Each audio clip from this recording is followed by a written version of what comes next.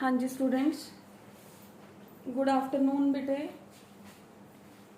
बेटे last class ਦੇ ਅੰਦਰ ਆਪਾਂ ਨੇ ਚੈਪਟਰ ਸ਼ੁਰੂ ਕੀਤਾ ਸੀਗਾ ਰੀਪਰੋਡਕਟਿਵ ਹੈਲਥ। ਆਪਾਂ ਨੇ ਰੀਪਰੋਡਕਟਿਵ ਹੈਲਥ ਦੇ ਅੰਦਰ ਕੀ ਡਿਸਕਸ ਕਰ ਲਿਆ ਸੀ। ਮੈਂ ਕਿਹਾ ਸੀਗਾ ਕਿ ਆਪਾਂ ਚੈਪਟਰ ਨੂੰ ਪਾਰਟਸ ਦੇ ਅੰਦਰ ਡਿਵਾਈਡ ਕਰ ਲੈਂਦੇ ਆ।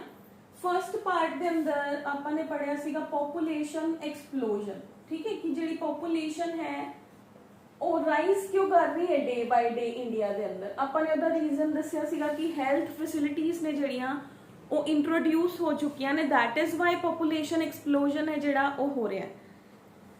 ਹੁਣ ਆਪਾਂ ਨੇ ਲੇਟਰ ਔਨ ਕਿਹਾ ਸੀਗਾ ਕਿ ਪੋਪੂਲੇਸ਼ਨ ਐਕਸਪਲੋਜਨ ਦੇ ਕੌਨਸੀਕੁਐਂਸਿਸ ਕੀ ਨੇ। ਠੀਕ ਹੈ, ਆਪਾਂ ਨੇ ਕਿਹਾ ਸੀਗਾ ਕਿ ਜੌਬਸ ਨਹੀਂ ਮਿਲਣਗੀਆਂ।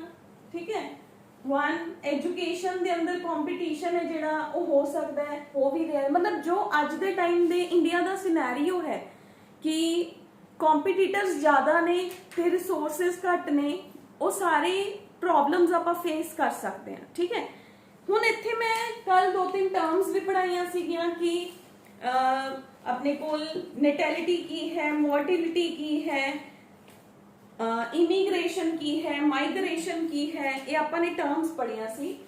ਹੁਣ ਬੇਟੇ ਪੋਪੂਲੇਸ਼ਨ ਗਰੋਥ ਨੇ ਨਾ ਜਿਹੜੀਆਂ ਪੋਪੂਲੇਸ਼ਨ ਗਰੋਥ ਵੇਰੀਅਸ ਸਾਇੰਟਿਸਟਸ ਨੇ ਪੋਪੂਲੇਸ਼ਨ ਨੂੰ ਗ੍ਰਾਫਿਕਲ ਟਰਮਸ ਦੇ ਅੰਦਰ ਐਕਸਪਲੇਨ ਕੀਤਾ ਸੀਗਾ। ਠੀਕ ਹੈ, ਯਾਨੀ ਕਿ ਗਰੋਥ ਹੈ ਨਾ ਜਿਹੜੀ ਇਹ ਦੋ ਤਰ੍ਹਾਂ ਦੀ ਹੈ। we have is exponential growth or logistic growth. Exponential growth, population growth is of two types. Population growth is of two types. और दो types केड़ियां ने, exponential growth है, second we have is the logistic growth.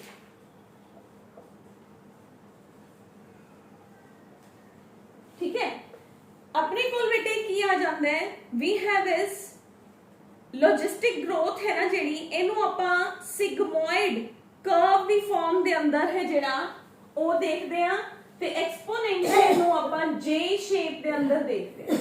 ਦੋਨੋਂ ਕੁਝ ਵੀ ਨਹੀਂ, ਮੈਂ ਇੱਕ general ਤੁਹਾਨੂੰ ਅਗਰ ਚੀਜ਼ ਐਕਸਪਲੇਨ ਕਰਾਂ ਤਾਂ ਆਪਣੇ ਕੋਲ ਕੀ ਹੈ, ਮੰਨ ਲਓ ਕੋਈ ਬੈਰਨ ਲੈਂਡ ਹੈ, ਕੋਈ ਵੀ ਜਗ੍ਹਾ ਹੈ, ਉੱਥੇ ਕੋਈ ਵੀ ਪੋਪੂਲੇਸ਼ਨ ਨਹੀਂ ਹੈ। ਹੁਣ ਇਨੀਸ਼ੀਅਲੀ ਆਪਾਂ ਨੇ ਉੱਥੇ ਰਿਸੋਰਸਸ ਦੇਣੇ ਸ਼ੁਰੂ ਕੀਤੇ, ਤਾਂ ਇਨੀਸ਼ੀਅਲੀ ਲੋਕ ਜਦੋਂ ਉੱਥੇ ਗਏ ਤਾਂ ਉਹਨਾਂ ਨੂੰ ਥੋੜਾ ਟਾਈਮ ਲੱਗਿਆ ਰੀਪਰੋਡਿਊਸ ਕਰਨ। ਜਦੋਂ ਉਹਨਾਂ ਨੂੰ ਪਤਾ ਚੱਲਿਆ ਕਿ ਇੱਥੇ ਰਿਸੋਰਸਸ ਨੇ ਜਿਹੜੇ ਉਹ ਪ੍ਰੈਜ਼ੈਂਟ ਹੈ, ਤਾਂ ਉਹਨਾਂ ਨੇ ਰਿਸੋਰਸਸ ਨੂੰ ਅਡੈਪਟ ਕਰਨਾ ਸਟਾਰਟ ਕਰਤਾ and they will start continuously dividing.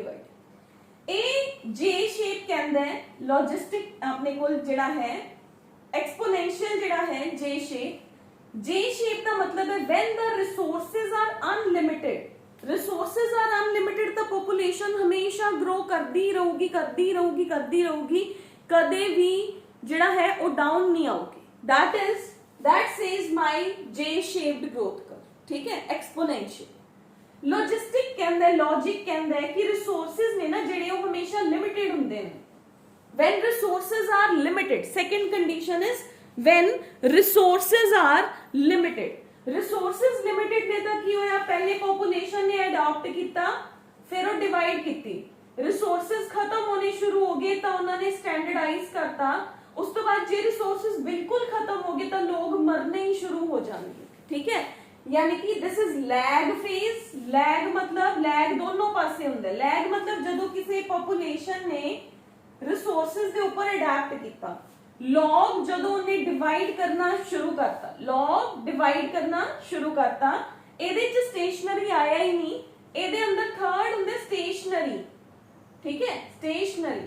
Fourth है डिक्लाइन, डेड फेस, डेथ वाल जान वाला फेस। ठीक है, अगर मैनू इजी वे च एक्सप्लेन करा तो की है, देखो ਆਪਾਂ ਨੇ ਇੱਕ ਬੈਕਟੀਰੀਅਲ ਪੋਪੂਲੇਸ਼ਨ ਲਈ ਇੱਕ ਪੋਪੂਲੇਸ਼ਨ ਨੂੰ ਮੈਂ ਕੀ ਕੀਤਾ, ਬੈਕਟੀਰੀਆ ਦੀ ਅਨਲਿਮਿਟਿਡ ਰਿਸੋਰਸਸ ਦੇਤੇ।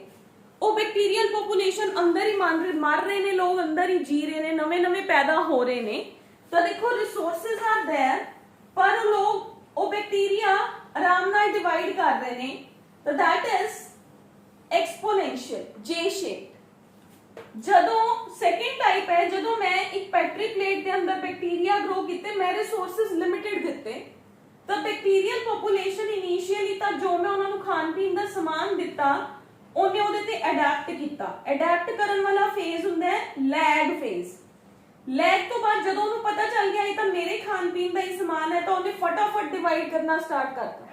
ਜਦੋਂ ਫਟਾਫਟ ਸਾਰੇ ਸਮਾਨ ਨੂੰ ਖਾ ਗਏ ਤਾਂ ਕੀ ਹੋਗਾ, ਰਿਸੋਰਸਸ ਖਤਮ ਹੋਣੇ ਸ਼ੁਰੂ ਹੋ ਜਾਣਗੇ ਨਾ, ਦਿਸ ਇਜ਼ ਡਿਕਲਾइन। ਤਾਂ ਜਦੋਂ ਰਿਸੋਰਸਸ ਬਿਲਕੁਲ ਹੀ ਖਤਮ ਹੋ ਗਏ ਤਾਂ ਉਹ ਮਰਨੇ ਸ਼ੁਰੂ ਹੋ ਜਾਣਗੇ, that will be the this is stationary and this is decline। ਇਹਨੂੰ ਕਹਿੰਦੇ S, ਇਹ S ਬਣ ਰਿਹਾ ਹੈ, this is in terms of S। ਤਾਂ ਇਹਨੂੰ S shaped growth curve ਵੀ ਕਹਿੰਦੇ ਆ, logistic growth curve ਨੂੰ, ਠੀਕ ਹੈ। ਤਾਂ ਆਪਣੇ ਕੋਲ ਦੋ curves ਹੋ ਗਈਆਂ ਬੇਟੇ, one we have is the exponential growth curve and one we have is the sigmoid growth curve, ਠੀਕ ਹੈ। ਤਾਂ ਆਪਣੇ ਕੋਲ ਜਿਹੜੀ sigmoid growth curve ਹੈ ਨਾ, logistic growth curve ਹੈ, ਉਹਦਾ ਇੱਕ ਫਾਰਮੂਲਾ ਹੁੰਦਾ ਹੈ, we have is, ਆਪਾਂ ਨੂੰ ਫਾਰਮੂਲਾ ਦੀ ਡੈਰੀਵੇਸ਼ਨ ਨਹੀਂ ਹੈਗੀ ਲੌਜਿਸਟਿਕ ਵਾਲੇ ਕੇਸ ਦੇ ਅੰਦਰ, we have is just dn upon dt is equal to, that is number of individual, derivative of number of individual divided by the time, ठीक है। ਤੁਸੀਂ ਜਿਵੇਂ ਫਿਜ਼ਿਕਸ ਦੇ ਅੰਦਰ ਲਿਖਦੇ ਹੋ is equal to small r capital N k minus n upon k, ਆ formula ਹੈ, ਠੀਕ ਹੈ। ਆਪਾਂ ਨੂੰ ਬਾਇਓ ਦੇ ਅੰਦਰ ਕੋਈ ਡੈਰੀਵੇਸ਼ਨ ਨਹੀਂ ਹੈਗੀ ਕਿ ਇਹ ਫਾਰਮੂਲਾ ਕਿਵੇਂ ਬਣਿਆ ਕਿਵੇਂ ਨਹੀਂ ਬਣਿਆ, ਬਸ ਤੁਹਾਨੂੰ ਐਗਜ਼ਾਮ 'ਚ ਕੀ ਹੁੰਦਾ ਸਮ ਟਾਈਮ, मैं एग्जामिनेशन पॉइंट ऑफ व्यू ਨਾਲ ਦੱਸ ਰਹੀ ਹਾਂ, ਤੁਹਾਨੂੰ ਡਾਇਰੈਕਟ ਇਹ ਫਾਰਮੂਲਾ ਦੇ ਦਿੰਦੇ ਆ, ਤਾਂ ਕਹਿਣਗੇ you are provided with the formula, A question ਪਾਇਆ, A number, what does this formula describes to you, ਤਾਂ ਆਪਾਂ ਉੱਥੇ ਕੀ ਕਵਾਂਗੇ ਕਿ this describes the logistic growth curve। ਆਪਾਂ ਉੱਥੇ logistic growth curve ਬਣਾਵਾਂਗੇ ਤੇ ਉਹਨੂੰ ਐਕਸਪਲੇਨ ਕਰ ਦਾਂਗੇ। ਫਿਰ ਨੀਚੇ ਆਪਾਂ ਲਿਖਾਂਗੇ ਕਿ ਇੱਥੇ n ਕੀ ਹੈ, t ਕੀ ਹੈ। ਇੱਥੇ n है population density, ठीक है, t की है at time t, dn upon dt ਦੇ ਅੰਦਰ n ਕੀ ਆ ਗਿਆ, where in this formula where n is population density, density मतलब घनत्व, कितने लोग ने कितनी जगह, ठीक है, t is time, ठीक है। उस तो बाद अपने को आ गया k, k कांस्टेंट ਹੁੰਦੇ ਬੇਟੇ, r है इंट्रिंसिक रेट। इंट्रिंसिक रेट ਦਾ मतलब है पॉपुलेशन ਜਿਹੜੀ ਹੈ ਉਹ ਕਿੰਨੇ पेस पे इंक्रीज हो रही है, intrinsic rate. And k is the carrying capacity, कि उस जगह ਦੇ ਅੰਦਰ ਕਿੰਨੇ ਲੋग ਆ ਸਕਦੇ ਨੇ, ਜਿੰਨੀ ਜਗ੍ਹਾ ਉਤਨੀ ਹੀ ਆਣਗੇ ਨਾ, ਉਸ ਤੋਂ ਬਾਅਦ ਤਾਂ ਫਿਰ ਧੱਕਾ ਮੁੱਕੀ ਸਟਾਰਟ ਹੋ ਜੂਗੀ। ਆਪਾਂ ਨੇ ਜਸਟ ਆ ਇਹਨੂੰ ਫਾਰਮੂਲਾ ਨੂੰ ਡਿਸਕ੍ਰਾਈਬ ਕਰਨਾ ਹੈ, लॉजिस्टिक ग्रोथ कर्व दसना है, ਤੇ ਉਹਦਾ ਆਪਾਂ ਨੇ ਜਿਹੜਾ ਗ੍ਰਾਫ ਹੈ ਉਹ ਬਣਾ ਕੇ ਦੇ ਦੇਣਾ ਹੈ। ਇਹ 5 ਮਾਰਕਸ ਦਾ ਕੁਐਸਚਨ ਹੈ ਜਿਹੜਾ, ਇਹ ਆਪਾਂ ਨੂੰ ਲਾਸਟ এনवायरमेंट ਵਾਲੀ ਯੂਨਿਟ ਦੇ ਅੰਦਰ ਵੀ ਇਹ ਕੁਐਸਚਨ ਆਊਗਾ। ਉੱਥੇ ਵੀ ਆਪਾਂ ਸਾਰਾ ਸੇਮ ਐਕਸਪਲੇਨ ਕਰਦੇ ਆ, ਉੱਥੇ ਵੀ ਆਪਾਂ ਨੂੰ ਕੋਈ ਡੈਰੀਵੇਸ਼ਨ ਹੈ ਜਿਹੜੀ ਉਹ ਪ੍ਰੈਜ਼ੈਂਟ ਨਹੀਂ ਹੈਗੀ, ਠੀਕ ਹੈ। ਉੱਥੇ ਵੀ ਆਪਾਂ ਪੋਪੂਲੇਸ਼ਨ ਵਾਲੇ ਆਰਟੀਕਲ ਦੇ ਅੰਦਰ ਹੀ ਇਹ ਪੜ੍ਹਦੇ ਆ। पेपर च क्वेश्चन आंदा है dn upon dt is equal to r n k minus n upon k, what does this describes to you, ठीक है। तो ਆਪਾਂ ਨੂੰ ਇਸ ਤਰੀਕੇ ਦੇ ਨਾਲ ਡਿਸਕ੍ਰਾਈਬ ਕਰਨਾ ਹੈ, ਬਸ ਇਹਦੇ ਅੰਦਰ ਆਪਣੇ ਕੋਲ ਇੰਨਾ ਹੀ ਹੈ ਬੇਟੇ। ਹੁਣ ਆਪਾਂ ਨੇ ਲਾਸਟ ਕਲਾਸ ਦੇ ਅੰਦਰ ਆਪਾਂ ਪੋਪੂਲੇਸ਼ਨ ਹੈ ਜਿਹੜੀ ਉਹਨੂੰ ਸਾਰਾ ਐਕਸਪਲੇਨ ਕਰਤਾ ਸੀਗਾ कि मेरे कोल नेटैलिटी की हुंदा है, कि एक जगह ते किन्ने बच्चे पैदा होए, मोर्टेलिटी किन्ने बच्चे दी डेथ हो रही है, माइग्रेशन दा भी पॉपुलेशन च बहुत रोल है कि लोग आ रहे ने कि जा रहे ने, इमिग्रेशन हो रही है कि आइमिग्रेशन हो रही है, ठीक है। इमिग्रेशन जाना, आइमिग्रेशन उस जगह ते लोकां दा आना तां किन्ना हो रहा है, ठीक है। हुण देखो, ਹੁਣ ਆਪਣਾ ਚੈਪਟਰ ਦਾ ਇੱਕ ਪੋਰਸ਼ਨ ਯਾਨੀ ਕਿ population explosion and reproductive health ਆਪਾਂ ਨੂੰ ਪਤਾ ਚੱਲ ਗਿਆ।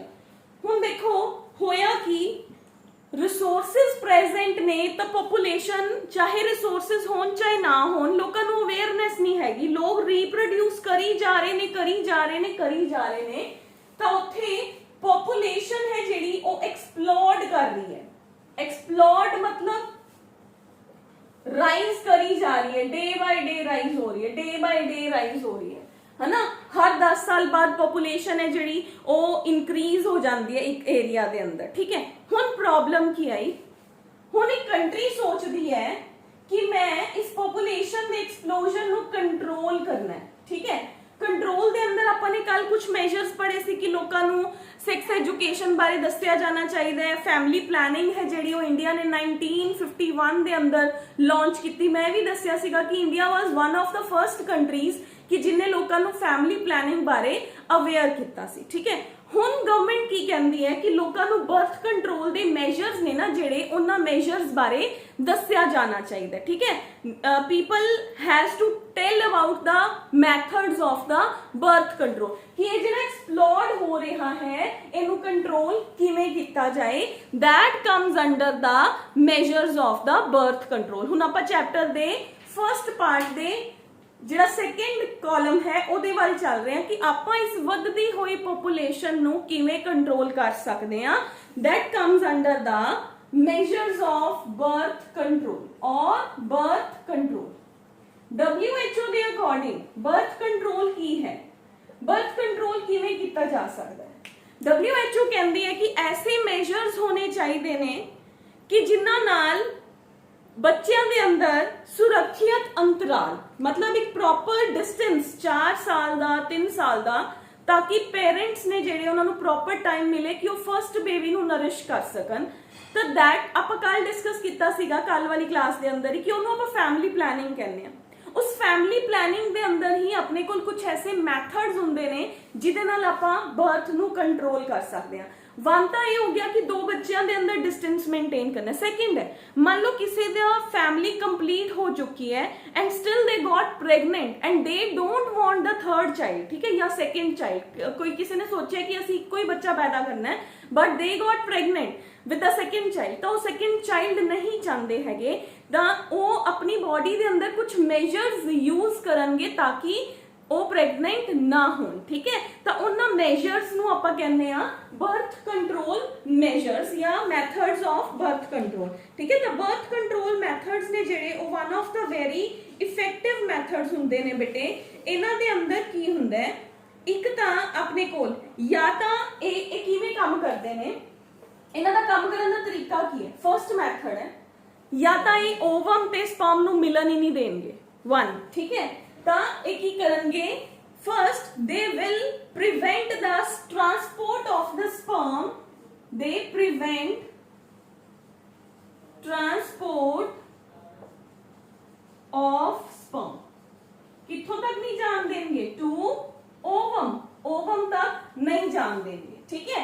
दूसरा इम्प्लांटेशन ही नहीं होने देंगे, ठीक है। दे प्रिवेंट द इम्प्लांटेशन, ये एवें दे हार्मोन्स का लेवल ही बढ़ा देंगे बॉडी के अंदर कि वो एम्ब्रियो है जिहड़ा अगर वो बन भी गया तो इम्प्लांट ही नहीं होगा। They prevent implantation of embryo, ठीक है। एम्ब्रियो नू लगन ही नहीं देना मदर दे यूट्रस दे नाल। थर्ड एक ही करते ने, दे प्रिवेंट ओव्यूलेशन, मदर की बॉडी के अंदर ओव्यूलेशन ही ना होने दो। जे ओव्यूलेशन ही नहीं होई, ओवा ही नहीं बनया तो प्रेगनेंसी नहीं होगी। ये इन्हां 3 सिद्धांतां दे उपर काम करदे। They work upon these 3 methodologies. कौन? बर्थ कंट्रोल दे मेजर्स। हुण आपां बर्थ कंट्रोल दे मेजर्स नूं ना डिवाइड कर लैंदे आ कि मैं 2 तरीके दे नाल इन्हां नूं डिवाइड कर रही हां, natural method of birth control and artificial कह लो, या उन्होंने आपां ये कहता कि अपने को सेकंड है we have is the temporary methods of the birth control, ठीक है।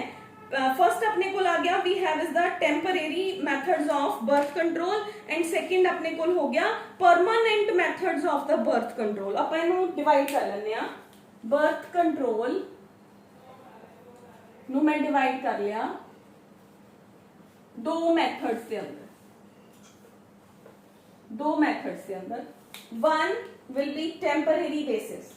टेम्परेरी बेसिस का मतलब की है कि टेम्परेरी है, यूज करो थ्रो करो, नेक्स्ट इंटरेक्शन दे अंदर दोबारा यूज करो, that is temporary method. Permanent method, permanent एक बारी किया उस तो बाद करन दी जरूरत ही नहीं हैगी। एक बार मेथड ऑप्ट किया उस तो बाद दोबारा you are free in your life time about the pregnancy and such kind of the stresses, ठीक है। तो हुण देखो ये मैथड्स लोगों नूं एक तरह का की है कि they can enjoy their married life but by preventing the pregnancies। ठीक है, हुण आपां इहदे अंदर कुछ मैथड्स डिस्कस करांगे इन डिटेल। इथों बेटे अपने जिहड़ा है नीट दे अंदर भी क्वेश्चन बनदा है, एग्जाम्पल्स पूछिया जांदियां ने। सैकेंड अपने फाइनल एग्जाम च भी इस चैप्टर चो एक क्वेश्चन है जिहड़ा 2 to 3 मार्क्स का क्वेश्चन वो इथों दी पूछिया जांदा है। ठीक है, तो अपने को आ गया temporary methods and permanent methods. पहले आप टेम्परेरी मैथड्स डिस्कस करांगे बेटे, फिर आप परमानेंट मैथड्स ने जिहड़े वो डिस्कस करांगे। टेम्परेरी मैथड दे अंदर जिहड़ा फर्स्ट मैथड है वो अपने कोल है नेचुरल मैथड्स।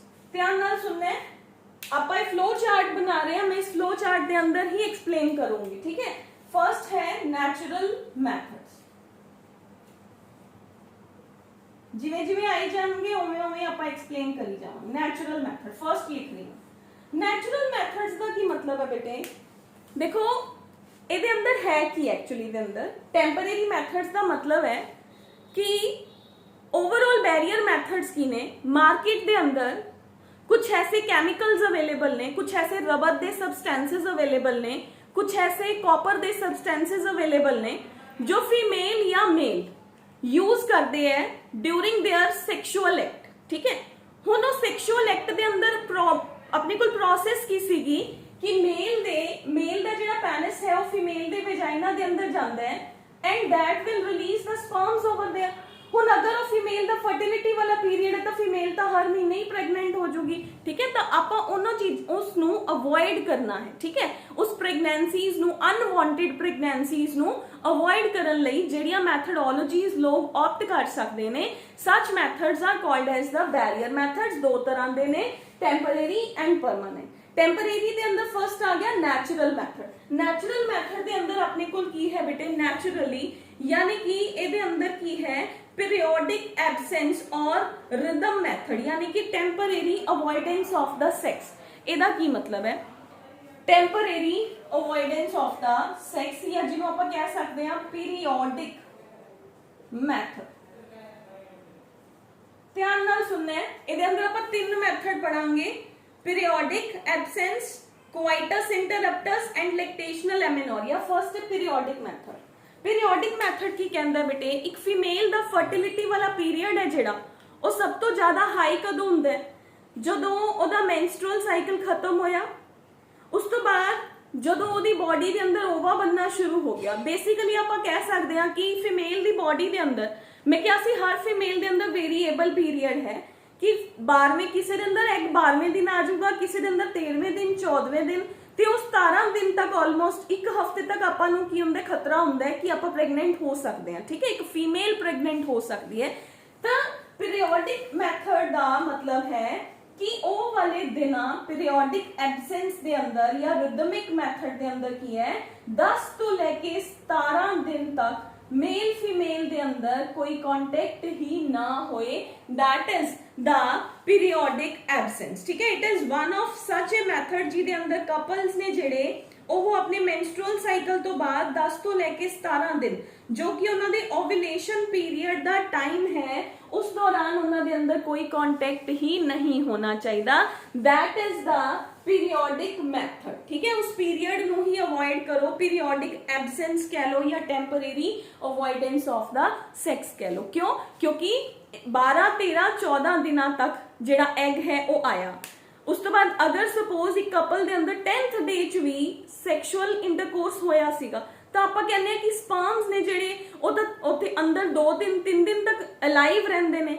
ਅਗਰ 10th ਡੇ ਚ ਵੀ ਸੈਕਸ ਹੋਇਆ 12ਵੇਂ ਦਿਨ ਵੀ ਐਗ ਆਇਆ ਤਾਂ ਵੀ प्रेगनेंसी है जिहड़ी ਉਹ हो सकती है। ठीक है, बट जिहड़ी टेम्परेरी मैथड्स हुंदे ने ना नैचुरल मैथड ਇਹ नॉन रिलायबल मैथड्स हुंदे ने।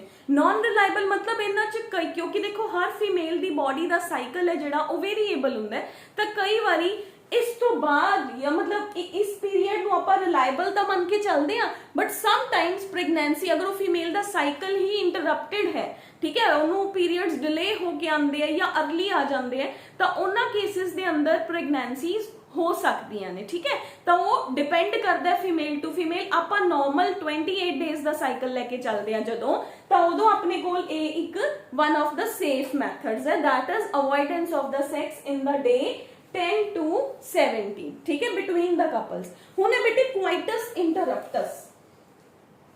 क्वाइटस इंटरप्टस ये तो बिल्कुल भी रिलायबल मेथड नहीं है। इंटरप्टस, इंटरप्ट करना, नाम तो ये क्लियर है।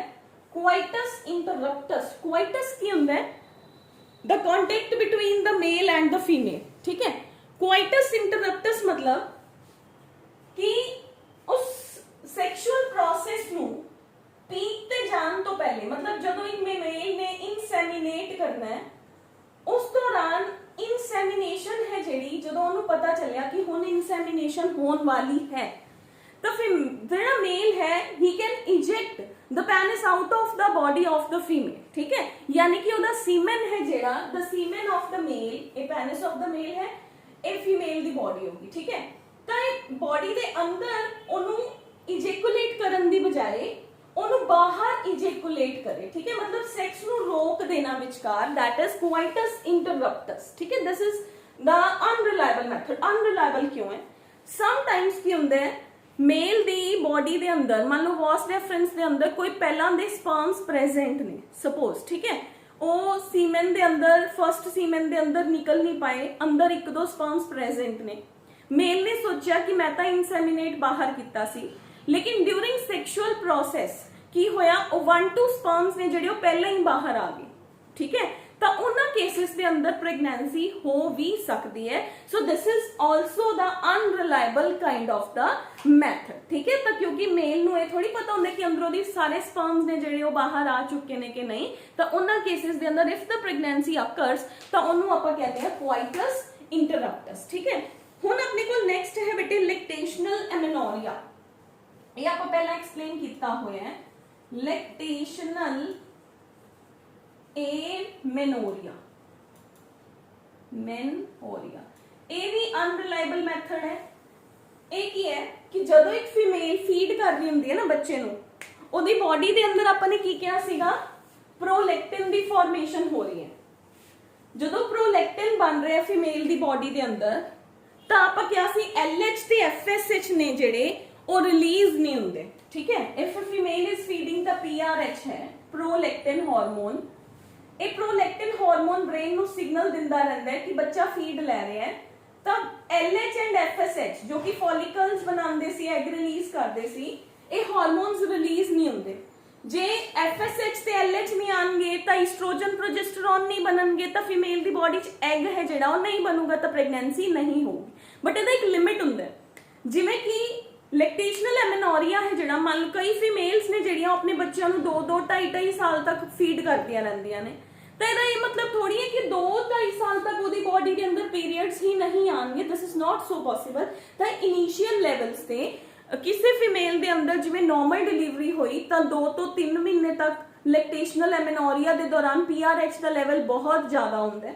ਫਿਰ ਜਿਵੇਂ ਜਿਵੇਂ ਬੱਚਾ ਮਦਰ ਦੀ ਫੀਡ ਡਿਕਰੀਜ਼ ਕਰਦਾ ਤਾਂ PRH ਦਾ ਲੈਵਲ ਡਿਕਰੀਜ਼ ਹੋ ਜਾਂਦਾ ਹੈ, ਤਾਂ ਫੀਮੇਲਸ ਨੂੰ ਪੀਰੀਅਡਸ ਆਣੇ ਸਟਾਰਟ ਹੋ ਜਾਂਦੇ ਆ, ਠੀਕ ਹੈ। ਬਟ ਅੱਜ ਕੱਲ ਜਿਵੇਂ C ਸੈਕਸ਼ਨ ਡਿਲੀਵਰੀਜ਼ ਨੇ, ਇਹਨਾਂ ਦੇ ਅੰਦਰ ਫੀਮੇਲਸ ਨੂੰ ਨਾਲ ਦੀ ਨਾਲ ਹੀ ਪੀਰੀਅਡਸ ਆਣੇ ਸ਼ੁਰੂ ਹੋ ਜਾਂਦੇ। ਤਾਂ ਇਨ ਸੱਚ methods this is not the reliable method, ਠੀਕ ਹੈ। ਕਿ ਮੰਨ ਲਓ ਸਪੋਜ਼ ਕਪਲ ਸੋਚ ਰਿਹਾ ਕਿ ਆਪਣਾ ਬੱਚਾ ਫੀਡ ਕਰ ਰਿਹਾ, ਠੀਕ ਹੈ, we should go for the coitus process, ਠੀਕ ਹੈ। ਹੁਣ ਅਗਰ ਉਹ ਕੁਆਇਟਸ ਪ੍ਰੋਸੈਸ ਲਈ ਗਏ ਬਟ ਉਹਨਾਂ ਦੀ ਬੋਡੀ ਨੇ ਕਿਹਾ ਕਿ PRH ਦਾ ਲੈਵਲ ਤਾਂ ਮੈਂ ਡਿਕਰੀਜ਼ ਕਰਤਾ ਕਿਉਂਕਿ ਤੁਹਾਡਾ ਬੇਬੀ ਤਾਂ ਜਿਹੜਾ ਬੇਬੀ ਹੈ ਉਹ ਤਾਂ ਸੋਲਿਡ ਖਾਣਾ ਸ਼ੁਰੂ ਹੋ ਗਿਆ, ਠੀਕ ਹੈ, ਤਾਂ ਉਹਨਾਂ ਦੀ ਬੋਡੀ ਦੇ ਅੰਦਰ PRH ਡਿਕਰੀਜ਼ ਹੋ ਗਿਆ, ਠੀਕ ਹੈ। ਹੁਣ ਉਸੇ ਨੈਕਸਟ ਮੰਥ ਉਹਨੂੰ ਪੀਰੀਅਡਸ ਆਣੇ ਹੈ, ਤਾਂ ਉਸ ਦੌਰਾਨ ਤਾਂ ਉਹਦੀ ਬੋਡੀ 'ਚ LH ਐਂਡ FSH ਬਣਨੇ ਸ਼ੁਰੂ ਹੋ ਗਏ, ਤਾਂ ਉਹਦੀ ਬੋਡੀ ਦੇ ਅੰਦਰ ਓਵਾ ਬਣੂਗਾ, ਤਾਂ ਸ਼ੀ ਕੈਨ ਗੈਟ ਪ੍ਰੈਗਨੈਂਟ। ਜਿਵੇਂ ਆਪਾਂ ਇਹ ਕੇਸਿਸ ਜਿਹੜੇ ਨੇ ਲੈਕਟੇਸ਼ਨਲ ਐਮੇਨੋਰੀਆ ਹੈ ਜਿਹੜਾ, ਇਹ ਜਨਰਲੀ ਆਪਾਂ ਆਪਣੀ ਸੁਸਾਇਟੀ ਦੇ ਅੰਦਰ ਦੇਖਦੇ ਹਾਂ।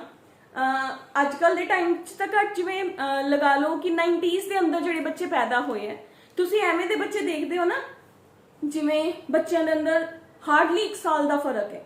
ਇੱਕ ਬੱਚਾ ਪੈਦਾ ਹੋਇਆ 1991 ਦੇ ਅੰਦਰ, ਦੂਸਰਾ ਉਸ ਕਪਲ ਦਾ ਬੱਚਾ ਪੈਦਾ ਹੋਇਆ 1992 ਦੇ ਅੰਦਰ ਹੀ। ਕੁਝ ਬੱਚਿਆਂ ਦੇ ਅੰਦਰ ਡਿਫਰੈਂਸ ਹੀ ਪੂਰੇ 9 ਮਹੀਨੇ ਦਾ ਹੀ ਹੁੰਦਾ ਹੈ, ਠੀਕ ਹੈ, ਕਿ ਇੱਕ ਬੱਚਾ ਪੈਦਾ ਹੋਇਆ ਨਾਲ ਦੀ ਨਾਲ ਹੀ ਦੂਸਰਾ ਬੇਬੀ ਹੈ ਜਿਹੜਾ ਹੈ ਉਹ ਬੋਡੀ ਦੇ ਅੰਦਰ ਬਣਨਾ ਸ਼ੁਰੂ ਹੋ ਗਿਆ। ਉਹ ਇਹਨਾਂ ਕੇਸਿਸ ਦੇ ਅੰਦਰ ਹੁੰਦਾ ਬੇਟੇ ਕਿ ਕਪਲ ਨੇ ਜਿਹੜੇ ਉਹ ਸੋਚਦੇ ਨੇ ਕਿ ਵੀ ਆਰ ਅੰਡਰ ਲੈਕਟੇਸ਼ਨਲ ਐਮੇਨੋਰੀਆ ਐਂਡ ਦੇ ਗॉट ਪ੍ਰੈਗਨੈਂਟ ਅਗੇਨ, ਠੀਕ ਹੈ। ਤਾਂ ਉਹ ਇਹਨਾਂ ਕੇਸਿਸ ਦੇ ਅੰਦਰ ਉਹ ਕਪਲਸ ਨੇ ਜਿਹੜੇ ਉਹ ਇਸ ਕੇਸ ਦੇ ਅੰਦਰ ਉਹਨਾਂ ਨੂੰ ਪ੍ਰੈਗਨੈਂਸੀ ਹੈ ਜਿਹੜੀ ਉਹ ਇਸ ਦੌਰਾਨ ਹੋ ਜਾਂਦੀ ਹੈ। ਤਾਂ these are natural methods ਨੇ ਜਿਹੜੇ, these are the sort of unreliable method ਜਿਹੜੇ ਕਪਲਸ ਨੇ ਉਹ ਇਹਨਾਂ ਤੇ ਪੂਰੀ ਤਰ੍ਹਾਂ ਰਿਲਾਈ ਨਹੀਂ ਕਰ ਸਕਦੇ, ਠੀਕ ਹੈ। ਤਾਂ that is the temporary methods। ਇਸ ਤੋਂ ਬਾਅਦ ਬੇਟੇ ਆਪਣੇ ਕੋਲ ਟੈਂਪਰੇਰੀ ਮੈਥਡਸ ਦੇ ਅੰਦਰ ਨੈਚੁਰਲ ਮੈਥਡ ਤੋਂ ਬਾਅਦ ਹੈ barrier method, second method. Temporary methods ਦੇ ਅੰਦਰ ਸੈਕਿੰਡ ਮੈਥਡ ਹੈ ਬੈਰੀਅਰ ਮੈਥਡ।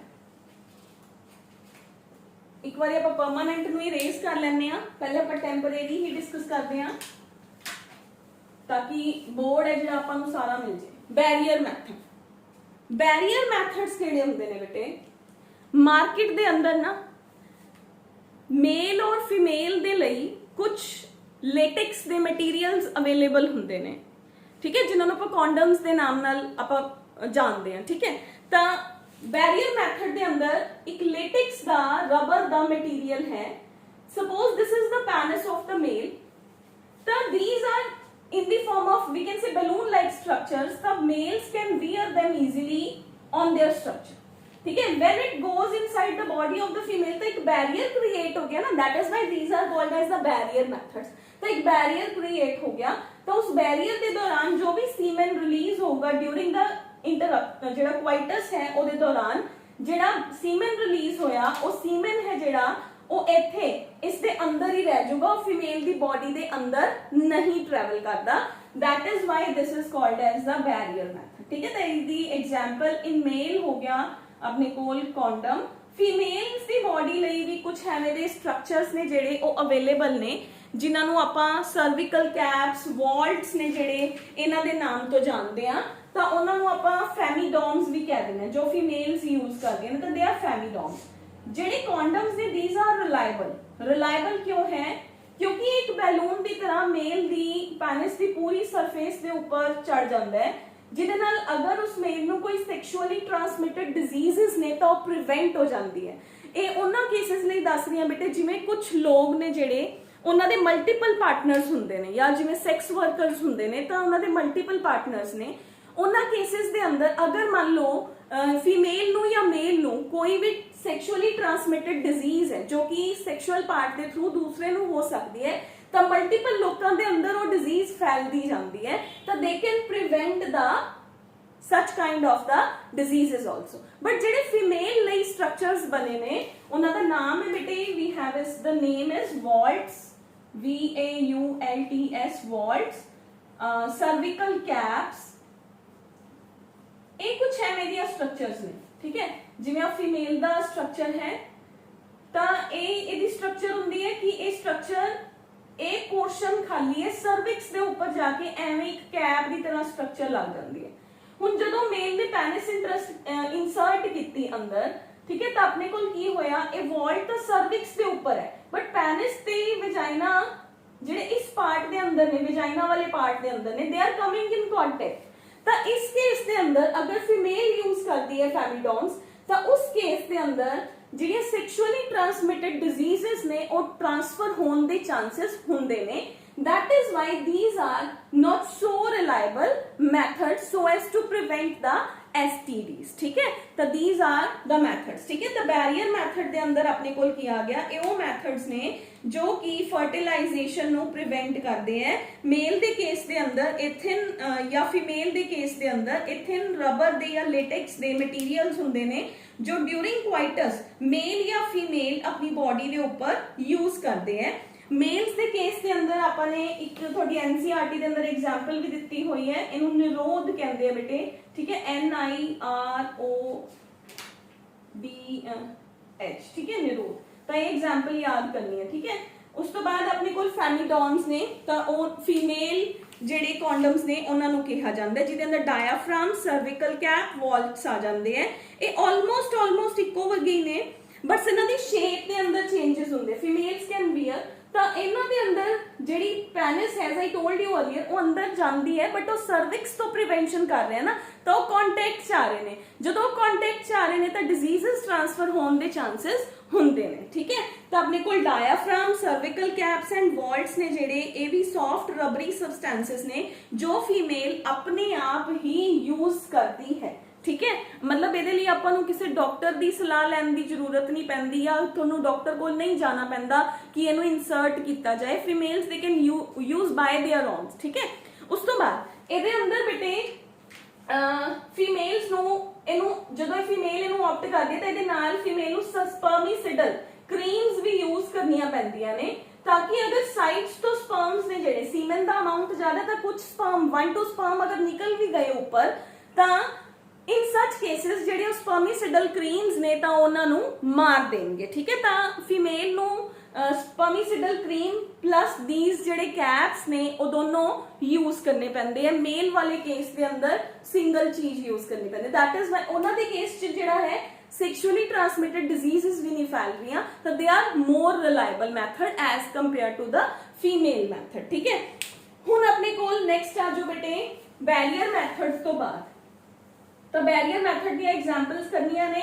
ਬੈਰੀਅਰ ਮੈਥਡ ਕੀ ਹੁੰਦਾ ਹੈ ਉਹ ਕਰਨਾ ਹੈ ਬੇਟੇ, ਠੀਕ ਹੈ। ਤਾਂ ਨੀਟ ਪੁਆਇੰਟ ਆਫ ਵਿਊ ਦੇ ਨਾਲ ਵੀ ਇਟ ਇਜ਼ ਇੰਪੋਰਟੈਂਟ। ਹੁਣ ਅਗਲਾ ਹੈ ਬੇਟੇ ਆਪਣੇ ਕੋਲ we have is the next is the chemical methods. Next is chemical methods. Third one. First, natural method. Second, barrier method. The third is chemical method. Chemical method की है बेटे, market ਦੇ ਅੰਦਰ ਕੁਝ chemicals अवेलेबल ਨੇ, ਜਿਵੇਂ spermicidal creams ਨੇ, ਉਸ ਫਾਰਮ ਦੇ ਅੰਦਰ ਕੁਝ creams अवेलेबल ਹੁੰਦੀਆਂ ਨੇ, ਜਿਵੇਂ ਕਿ ਉਹਨਾਂ ਦਾ ਨਾਮ ਹੈ ਸਪੌਂਜ, ਡੈਲਫਿਨ, ਠੀਕ ਹੈ। ਇਹ ਕਰੀਮਸ ਨੇ ਬੇਟੇ, ਇਹ ਕਰੀਮਸ ਨੇ ਜਿਹੜੀਆਂ ਜੈਲੀਜ਼ ਕਰੀਮਸ, ਇਹ ਮੈਥਡਸ ਨੇ ਜਿਹੜੇ they are used by the males and females. Females ਨੇ ਜਿਹੜੀਆਂ ਉਹ ਬਿਫੋਰ ਇੰਟਰਕੋਰਸ ਅਪਲਾਈ ਕਰਦੀਆਂ ਨੇ ਤਾਂ ਕਿ ਜਿਹੜੇ ਸਪਰਮਸ ਨੇ ਉਹਨਾਂ ਦੀ ਡੈਥ ਹੋ ਜਾਏ, ਠੀਕ ਹੈ। ਸਪਰਮੀਸਿਡਲ ਕਰੀਮਸ ਜੈਲੀਜ਼, ਠੀਕ ਹੈ। ਸਪਰਮੀਸਿਡਲ ਮਤਲਬ ਸਪਰਮਸ ਨੂੰ ਮਾਰਨਾ, ਸਪਰਮੀਸਿਡਲ ਕਰੀਮਸ, ठीक है। और की आ गया ਇਹਦੇ ਅੰਦਰ ਜੈਲੀ ਆ ਗਿਆ, ਠੀਕ ਹੈ।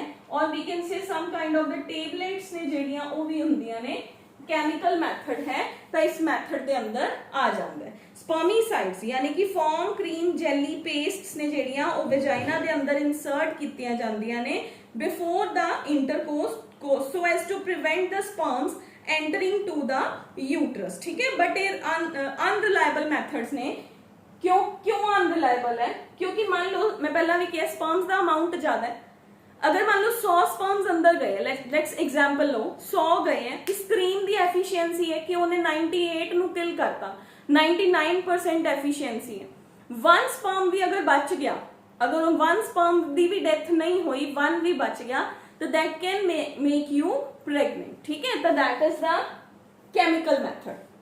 उस तो बाद है बेटे IUDs, intra uterine devices, the fourth method, ठीक है। Fourth method is temporary method का ही फोर्थ मेथड है IUDs, इंट्रा यूटेराइन डिवाइसेस, ठीक है। अगर मैंने जरूरत पई तो I'll raise the lower part chemical methods, intrauterine devices. Important है बेटे इंट्रायूटेराइन डिवाइसेस IUDs, क्योंकि मोस्टली इंडियन वुमेन्स ने जेड़ियां दे ऑप्ट फॉर दिस मेथड, ठीक है। इंट्रा मतलब विद इन, यूटेराइन मतलब यूट्रस, डिवाइसेस मतलब ओ मेजर्स, ठीक है। ओ इंस्ट्रूमेंट्स जो फीमेल्स अपने यूट्रस के अंदर इंसर्ट करा लैन उन्होंने कहते हैं इंट्रा यूटेराइन डिवाइसेस। मैं एक एग्जांपल दिंदी हूं, इस इन्हां डिवाइसेस के अंदर ना बहुत सारे प्लास्टिक के भी डिवाइसेस होंगे ने, ठीक है, और कॉपर के डिवाइसेस होंगे ने, ठीक है। जो मान लो हुण देखो कोई भी चीज है बॉडी के अंदर, कोई भी चीज बाहरों दी जा रही है अंदर जा रही है, अगर कोई चीज बाहरों दी अंदर जा रही है, पहली गल जिहड़ा यूट्रस ऑफ द फीमेल है ना, अगर उत्थे कोई आउटसाइड ऑब्जेक्ट प्रेजेंट है तो कह देंगे है कि मैं प्रेगनेंट, मैं इंप्लांट ही नहीं करूंगा, ठीक है। क्योंकि अपनी बॉडी के अंदर एक बहुत बड़ा मैकेनिज्म होंदा है इम्यूनिटी का, ठीक है। इम्यूनिटी के अकॉर्डिंग जिहड़े एंडोथीलियल लाइन अपनी एंडोमीट्रियल लाइनिंग होंगी है ना, वो उस जब वो कहती है कि जदों तक ये फॉरन ऑब्जेक्ट एलियन ऑब्जेक्ट मेरी बॉडी के अंदर प्रेजेंट है मैं इंप्लांट नहीं करूंगा। क्यों? क्योंकि बेबी नू ग्रो करने लई सफिशिएंट स्पेस ही नहीं मिलूगा। ठीक है, सोचो इंट्रायूटराइन डिवाइसेस, आ फीमेल का स्ट्रक्चर हो गया। ठीक है, दिस इज सर्विक्स, इस जगह पे ना टी लाइक स्ट्रक्चर है जी वो इंसर्ट होगी। मैं एक एग्जांपल दे रही हूँ, ज्यादातर ये टी शेप च होंगे ने, टी लाइक स्ट्रक्चर ये अंदर चली गई तो इन्हें इहदा एरिया भी तो ले लिया ना, इस जगह ते इहदा एरिया ले लिया तो हुण ਇਹਦੀ ਪ੍ਰੈਜ਼ੈਂਸ ਜਦੋਂ ਹੁੰਦੀ ਹੈ ਬੋਡੀ ਦੇ ਅੰਦਰ ਤਾਂ ਯੂਟਰਸ ਪ੍ਰੈਗਨੈਂਸੀ ਕਰਦਾ ਹੀ ਨਹੀਂ ਹੈਗਾ। ਠੀਕ ਹੈ, ਬਾਕੀ ਇਹਦੇ ਕੋਲ ਹੋਰ ਵੀ ਮੈਥਡਸ ਨੇ ਕਿ ਪ੍ਰੈਗਨੈਂਸੀ ਨੂੰ ਕਿਵੇਂ ਰੋਕਣਾ ਹੈ। ਇਹਦੇ ਕੋਲ ਇਹਦੇ ਅੰਦਰ ਕਾਪਰ ਆਇਨਸ, ਕਾਪਰ ਟੀ ਕਹਿੰਦੇ ਇਹਦੀ ਐਗਜ਼ਾਮਪਲ ਹੈ ਆਈਯੂਡੀ ਦੇ ਅੰਦਰ copper T, multi load copper. ਠੀਕ ਹੈ, ਤੁਹਾਨੂੰ ਪੇਪਰ 'ਚ 2 ਨੰਬਰ 'ਚ ਜਾਂ 1 ਨੰਬਰ 'ਚ ਮਲਟੀਪਲ ਚੁਆਇਸ 'ਚ ਪੁੱਛਿਆ ਜਾਂਦਾ ਹੈ give the example of IUDs। ठीक है, out of the following which is the example of IUD। ठीक है, तो मल्टी लॉर्ड कॉपर टी ये कॉपर आयंस भी रिलीज करते हैं। ये कॉपर आयंस की करते हैं, ये स्पर्म्स नु किल कर देंगे ने। ठीक है, they will kill the sperm. ਆਪਾਂ ਇਹ ਕਹਿ ਸਕਦੇ ਹਾਂ ਕਿ ਇਹ स्पर्म ਦੇ ਨਾਲ ਅਟੈਚ ਹੋ ਜਾਂਦੇ, स्पर्म ਨੂੰ ਹੈਵੀ ਬਣਾ ਦਿੰਦੇ ਆ। ਹੁਣ ਇੱਕ ਸਪਰਮ ਅਗਰ ਹਲਕਾ ਹੈ ਉਹ ਤਾਂ ਹੀ ਉੱਪਰ ਜਾਊਗਾ ਨਾ, ਇੱਥੋਂ ਦੀ ਕਾਪਰ ਆਇਨਸ ਰਿਲੀਜ਼ ਹੋਏ ਉਹ ਇੱਥੇ ਹੀ ਰਹਿ ਜਾਂਦਾ ਹੈ। ਅਗਰ ਉਹ ਇੱਥੇ ਹੀ ਰਹਿ ਗਿਆ ਤਾਂ ਉਹ ਇੱਥੇ ਹੀ ਮਰ ਜਾਊਗਾ, ਉਹ ਉੱਪਰ ਨਹੀਂ ਜਾਊਗਾ। These are very reliable method used by the Indian womans. ਠੀਕ ਹੈ, ਤਾਂ ਆਪਣੇ ਕੋਲ ਇਹਦੇ ਨੀਚੇ ਕੀ ਹੁੰਦਾ ਹੈ, ਆਲਮੋਸਟ ਇਹਦੇ ਨੀਚੇ ਆਪਾਂ ਇਹ ਕਹਿ ਸਕਦੇ ਹਾਂ ਕਿ ਇੱਕ ਟੀ ਸ਼ੇਪ ਦੇ ਅੰਦਰ ਇਹਨੂੰ ਬਣਾਉਂਦੇ ਆ ਇਸ ਫਾਰਮ ਦੇ ਅੰਦਰ। ਇਹਦੇ ਨੀਚੇ ਇੱਕ ਥ੍ਰੈਡ ਹੁੰਦਾ ਹੈ, ਉਹ ਥ੍ਰੈਡ ਨੂੰ ਪਿਕ ਕਰਕੇ ਡਾਕਟਰ ਇਹਨਾਂ ਨੂੰ ਬਾਹਰ ਨਹੀਂ ਕੱਢਦਾ। ਇਹ ਟੈਂਪਰੇਰੀ ਮੈਥਡ ਹੁੰਦਾ ਬੇਟੇ, ਇਹਦੀ ਡਿਊਰੇਸ਼ਨ ਹੁੰਦੀ ਹੈ 3 month 6 month 1 year 3 year, that depends ਕਿ ਕਿਹੜੇ ਪਰਸਨ ਨੇ ਕਿਹੜੇ ਕਪਲ ਨੇ ਕਿਹੜਾ ਮੈਥਡ ਹੈ ਜਿਹੜਾ ਉਹ ਆਪਟ ਕੀਤਾ, ਇਹਨਾਂ ਦਾ ਡਿਊਰੇਸ਼ਨ ਹੁੰਦਾ। ਇਨ ਸੱਚ ਡਿਊਰੇਸ਼ਨ ਫਿਰ ਕਪਲ ਨੂੰ after the completion of the validity ਆਪਾਂ ਇਹ ਕਹਿ ਸਕਦੇ ਹਾਂ ਕਿ 3 ਸਾਲ ਪੂਰੇ ਹੋ ਗਏ 2 ਸਾਲ ਪੂਰੇ ਹੋ ਗਏ, ਉਸ ਤੋਂ ਬਾਅਦ ਕਪਲ ਨੂੰ ਇਹਨੂੰ ਚੇਂਜ ਕਰਾਉਣਾ ਪੈਂਦਾ। If they go for the next pregnancy ਤਾਂ ਉਹਨਾਂ ਨੂੰ ਫਿਰ ਉਹ ਰਿਮੂਵ ਕਰਵਾਉਣਾ ਪੈਂਦਾ। ਠੀਕ ਹੈ, ਦੈਟ ਡਿਪੈਂਡਸ, ਦੈਟ ਵੇਰੀਜ਼ ਕੰਡੀਸ਼ਨਸ ਕੀ ਨੇ। ਤਾਂ ਇੰਟਰਾਯੂਟਰਾਈਨ ਡਿਵਾਈਸਿਸ ਨੇ ਜਿਹੜੇ ਇਹ ਬਹੁਤ ਹੀ ਇਫੈਕਟਿਵ ਮੈਥਡਸ ਨੇ, ਇਹਨਾਂ ਨੂੰ ਇਨਸਰਟ ਮੈਥਡ ਵੀ ਕਿਹਾ ਜਾਂਦਾ ਹੈ। ਠੀਕ ਹੈ, ਤਾਂ ਇਨਸਰਟ ਮੈਥਡ ਦੇ ਅੰਦਰ ਇਹ ਨਾਨ ਮੈਡੀਕੇਟਡ ਆਈਯੂਡੀਜ਼ ਹੁੰਦੀਆਂ ਨੇ ਬੇਟੇ। ਤਾਂ ਜਿਹੜੇ ਨਾਨ ਮੈਡੀਕੇਟਡ ਨੇ ਨਾ ਉਹਦੇ ਅੰਦਰ ਮੈਨੇ ਇੱਕ ਸ਼ੁਰੂ ਚ ਮੈਨੇ ਕਿਹਾ ਸੀ ਇਹ ਤਾਂ ਕਾਪਰ ਵਾਲੇ ਹੋ ਗਏ ਨਾ, ਇੱਕ ਪਲਾਸਟਿਕ ਦੇ ਵੀ ਹੁੰਦੇ ਨੇ, ਉਹਨੂੰ ਆਪਾਂ ਕਹਿੰਦੇ ਆ ਲਿਪੀਜ਼ ਲੂਪ। ਉਹਦੀ ਐਗਜ਼ਾਮਪਲ ਹੈ ਲਿਪੀਜ਼ ਲੂਪ। लिपीज लूप, लिप्स तो याद कर सकते हो। ठीक है, तो लिपीज लूप यदि एक एग्जांपल है। कॉपर रिलीजिंग आईयूडीज ने copper T Cu7 multi load 375 and hormone releasing IUDs. Hormone releasing IUDs दी एग्जांपल है Progestasert and we have is the LNG20। Progestasert and LNG20। ठीक है, ये केमिकल बेस्ड आईयूडीज ने। ਜਦੋਂ ਇਹਨਾਂ ਨੂੰ ਫੀਮੇਲ ਇਨਸਰਟ ਕਰਾਂਦੀ ਹੈ ਤਾਂ ਇਹ ਪ੍ਰੋਜੈਸਟਰੋਨ ਬਣਾਉਂਦੇ ਰਹਿੰਦੇ ਨੇ, ਮਤਲਬ ਇੱਕ ਹਾਰਮੋਨ ਪ੍ਰੋਡਿਊਸ ਕਰਦੇ ਨੇ। ਉਹ ਹਾਰਮੋਨ ਜਿਹੜੇ ਪ੍ਰੈਗਨੈਂਸੀ ਨੂੰ ਨਹੀਂ ਹੋਣ ਦੇਣਗੇ। ਪ੍ਰੋਜੈਸਟਰੋਨ ਤਾਂ ਆਪਾਂ ਨੂੰ ਬਾਅਦ ਵਿੱਚ ਚਾਹੀਦਾ ਨਾ, ਜੇ ਪਹਿਲੇ ਹੀ ਪ੍ਰੋਜੈਸਟਰੋਨ ਰਿਲੀਜ਼ ਹੋਈ ਜਾ ਰਿਹਾ ਬੋਡੀ ਦੇ ਅੰਦਰ, ਠੀਕ ਹੈ, ਹਰ ਵੇਲੇ ਪ੍ਰੋਜੈਸਟਰੋਨ ਹੀ ਰਿਲੀਜ਼ ਹੋਈ ਜਾ ਰਿਹਾ ਤਾਂ ਫਿਰ ਪ੍ਰੈਗਨੈਂਸੀ ਕਿੱਥੋਂ ਦੀ ਹੋਊਗੀ। ਠੀਕ ਹੈ, ਫਿਰ ਤਾਂ ਪਹਿਲੀ ਗੱਲ ਤਾਂ ਆਪਾਂ ਨੂੰ ਓਵਾ ਦਾ ਆਣਾ ਜ਼ਰੂਰੀ ਹੈ ਨਾ, ਜੇ ਉਹ ਪ੍ਰੋਪਰ ਪ੍ਰੋਸੈਸ ਹੀ ਨਹੀਂ ਚੱਲ ਰਹੀ। ਦੇਖੋ ਜਿਹੜੇ ਹਾਰਮੋਨ ਬੇਸਡ ਮੈਥਡਸ ਨੇ ਉਹ ਕਿਵੇਂ ਕੰਮ ਕਰਦੇ ਨੇ। ਹਾਰਮੋਨ ਜੇ ਘੱਟ ਹੈ ਬੋਡੀ ਦੇ ਅੰਦਰ ਤਾਂ ਵੀ ਪ੍ਰੋਸੈਸ ਹਿੰਡਰ ਹੋ ਜਾਂਦੀ ਹੈ। ਜੇ ਕੋਈ ਹਾਰਮੋਨ ਜ਼ਿਆਦਾ ਹੈ, ਮੈਂ ਜਨਰਲ ਐਗਜ਼ਾਮਪਲ ਲਿੱਤਾ, ਆਪਣੀ ਬੋਡੀ ਦੇ ਅੰਦਰ ਥਾਇਰੋਇਡ ਹਾਰਮੋਨ ਹੈ, ਅਗਰ ਉਹ ਬੈਲੈਂਸਡ ਨਹੀਂ ਹੈ ਤਾਂ ਫੀਮੇਲ ਨੂੰ ਅਗਰ ਉਹ ਘੱਟ ਬਣ ਰਿਹਾ ਤਾਂ ਹਾਈਪੋਥਾਇਰੋਇਡ ਹੈ, ਜ਼ਿਆਦਾ ਬਣ ਰਿਹਾ ਤਾਂ ਹਾਈਪਰਥਾਇਰੋਇਡ ਹੋ ਜਾਂਦਾ ਹੈ। ਸੇਮ ਵੇ ਦੇ ਅੰਦਰ ਹਾਰਮੋਨ ਬੇਸਡ ਮੈਥਡਸ ਕੀ ਕਹਿੰਦੇ, ਅਗਰ ਫੀਮੇਲ ਈਸਟ੍ਰੋਜਨ ਖਾ ਰਹੀ ਹੈ, ਬਾਹਰੋਂ ਦੀ ਈਸਟ੍ਰੋਜਨ ਖਾ ਰਹੀ ਹੈ ਤਾਂ ਉਹ ਈਸਟ੍ਰੋਜਨ ਦਾ ਬੈਡ ਇਫੈਕਟ ਹੋਊਗਾ ਨਾ, ਉਹ ਮੈਂਸਟਰੁਅਲ ਸਾਈਕਲ ਨੂੰ ਡਿਸਟਰੋਰਟ ਕਰ ਦੂਗਾ, ਕਦੇ ਓਵਾ ਪਹਿਲੇ ਬਣ ਗਿਆ ਕਦੇ ਬਾਅਦ ਚ ਬਣ ਗਿਆ, ਹਨਾ। ਅਗਰ ਉਹ ਪ੍ਰੋਜੈਸਟਰੋਨ ਜ਼ਿਆਦਾ ਖਾ ਰਹੀ ਹੈ ਤਾਂ ਵੀ ਉਹ ਫੋਲਿਕਲਸ ਨੂੰ ਬਣਨ ਨਹੀਂ ਦਊਗਾ, ਕਿਉਂਕਿ ਪ੍ਰੋਜੈਸਟਰੋਨ ਤਾਂ ਬਾਅਦ ਚਾਹੀਦਾ ਹੈ, ਪਹਿਲੇ ਥੋੜੀ ਨਾ ਚਾਹੀਦਾ। ਤਾਂ ਕੋਈ ਵੀ ਹਾਰਮੋਨ ਹੈ ਉਹ ਬੋਡੀ ਦੇ ਅੰਦਰ ਸਾਈਕਲ ਨੂੰ ਇੰਟਰਰਪਟ ਕਰ ਦਿੰਦਾ ਹੈ। ठीक है, तो इंटरप्ट करके बॉडी के अंदर एक्ट करता है। ये मैं नैक्सट मैथड च पढ़ा रही हूँ, दैट इज अपने कोल पिल्स होंदियां ने। पिल्स मतलब ऐसिया मेडिसिन्स जिहदे अंदर आपां नूं कॉपर टी लगवाउण दी जरूरत नहीं हैगी, बैरीयर मैथड की जरूरत नहीं हैगी, नैचुरल मैथड्स लई जाण दी जरूरत नहीं, बस रोज ਟੇਬਲੇਟ ਖਾਂਦੇ ਰਹੋ, ਠੀਕ ਹੈ। ਤਾਂ ਉਹਨਾਂ ਟੇਬਲੇਟਸ ਨਾਲ ਵੀ ਪ੍ਰੈਗਨੈਂਸੀਜ਼ ਨੇ ਜਿਹੜੀਆਂ ਉਹ ਪ੍ਰੀਵੈਂਟ ਹੋ ਜਾਂਦੀਆਂ ਨੇ। ਬਟ ਫਿਲਹਾਲ ਆਪਣੇ ਕੋਲ ਕੀ ਆ ਗਿਆ, we have is IUDs, intrauterine devices. ਆਪਾਂ ਨੇ ਐਗਜ਼ਾਮਪਲਸ ਕਰਨੀਆਂ ਨੇ Lippes loop, CUT copper based ਜਿਹੜੇ अपने हो गए intrauterine devices, and we have is the hormone based intrauterine devices. First आया नॉन मेडिकेटेड। नॉन मेडिकेटेड मतलब ओदा मेडिसिन नाल कोई लेना देना नहीं है, that is just the foreign object which moves inside the body, ते बॉडी प्रेगनेंसी नू इंप्लांट नहीं होण दिंदी। जिवें मैं इनिशियली प्लास्टिक वाला ਜਿਹੜਾ है इंसर्ट दसिया सी, तो प्लास्टिक वाला इंसर्ट की है लिपिज लूप है, ठीक है। कॉपर बेस्ड केड़ा है, copper and copper T, copper 7 and multi load. फिर अपने को आ गया hormone based Progestasert and we have is the LNG20, ठीक है। तो ये अपने को एग्जांपल्स ने। हुण अपने को की आ गया बेटे इन्हां दी ड्रॉबैक्स की ने, इन्हां दी बस ड्रॉबैक्स यही ने IUDs दियां। वैसे तो इन्हां दी ड्रॉबैक घट हुंदी है, रिलायबल मैथड है, बट इहदे अंदर ड्रॉबैक यही है बेटे कि कुछ फीमेल्स नूं अनसूटेबल हुंदे ने, रैशेस पैने मतलब ईचिंग होना शुरू हो जाते हैं, कईयां च ब्लीडिंग कॉज कर दिंदा है। एक ये बहुत ही पतले जे डिवाइसिस हुंदे ने, तां कईयां दे यूट्रस नूं परफोरेट कर दिंदा है। परफोरेट मतलब यूट्रस दे अंदर होल्स क्रिएट कर देना। तां उन्हां कंडीशन दे अंदर अगर किसी नूं एवें दी इनिशियली प्रॉब्लम आ रही है, ठीक है, बॉडी दे अंदर कोई रिस्क है, फिर डॉक्टर्स इनू इंसर्ट नहीं करते, ठीक है। तो रिस्क केड़े केड़े हो सकते ने, इहदे अंदर सम टाइम परफोरेशंस ऑफ यूट्रस हो सकती है, ब्लीडिंग हो सकती है। इस तो इलावा अपने कोल जदों कई बारी की हो सकता है, इन्फेक्शन है जिहड़ी वो हो जाती है। अगर इन्फेक्शन हो जाती है ना फिर भी प्रेगनेंसी नहीं होती, क्योंकि फिर की हुंदा सर्विक्स के अंदर फीमेल के पार्ट के अंदर स्वैलिंग आ जाती है। स्वैलिंग आ गई तां भी प्रेगनेंसी नहीं होती, ठीक है। तो इस करके डॉक्टर्स इन्फेक्शंस तो भी बचाना चाहते हैं कपल्स नूं, दैट इज वाई वो इन्हां मैथड्स लई अगर किसी की बॉडी अडैप्ट नहीं करती तां don't go for such methods, ठीक है। वैसे 90% पॉपुलेशन च ये रिलायबल हुंदे है, only 10% sensitive cases are there जिन्हां नूं ये अनसूटेबल भी हो सकते हैं, ठीक है। ये रिलायबल मैथड्स च मन्ने जाते हैं, ठीक है। हुण अपने कोल आ गया बेटे नेक्स्ट मैथड, फोर्थ मैथड तो बाद फिफ्थ मैथड टेंपरेरी के अंदर ही। Fifth method is pills. Pills ने ना ਜਿਹੜੀਆਂ ਉਹ तीन तरह ਦੀਆਂ पिल्स ਹੁੰਦੀਆਂ ਨੇ। पिल्स ਦੇ ਅੰਦਰ ਹੁੰਦਾ ਕੀ ਹੈ, ਡਾਕਟਰ ਕੰਬੀਨੇਸ਼ਨ ਦੇ ਦਿੰਦੇ ਆ ਕਾਦੇ ਹਾਰਮੋਨ ਸੇ, ਕਿ ਭਾਈ ਜਦੋਂ ਫੀਮੇਲ ਨੂੰ ਪੀਰੀਅਡਸ ਆਏ ਨਾ ਉਦੋਂ ਤੋਂ मतलब डे 1 या डे 2 ਤੋਂ ਉਹ ਇੱਕ ਗੋਲੀ ਖਾਣਾ ਸ਼ੁਰੂ ਕਰ ਦਿੰਦੇ ਆ।